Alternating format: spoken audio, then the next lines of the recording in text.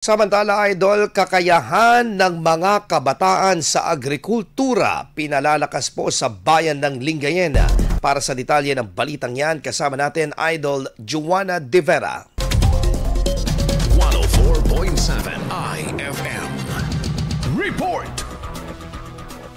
Umarangkada na ang pagsasakatuparan ng pagsasanay at programa na magtutuon-tungan sa malakas na sektor ng agrikultura sa Lingayen kung saan mga kabataang mangingisda at magsasaka ang sentro. Sa nakalipas na pagsasanay sa organic agriculture production noong Nobyembre, 24 na kabataang magsasaka, mangingisda at out-of-school youth, miyembro ng 4Ps, environmental advocates at mga nagnanais maging bahagi ng sektor ng agrikultura sa Lingayen ang lumahok at nabigyan ng sertipiko mula sa TESDA Pangasinan Training Center. Inaasahang palalakasin pa nito ang kakayahan ng kabataan sa makabago at praktikal na organic farming upang matugunan ang pangangailangan sa pagkain na sinusolusyonan ng agrikultura. Suportado ng lokal na pamahalaan ang naturang aktibidad bilang bahagi ng ordinansa na inihain para sa tinukoy na sektor at maging produktibo ang mga kabataan sa Lingayen. Kasama mula rito sa IFM Dagupan, ito si Idol Joanna De Vera. Tatak IFM.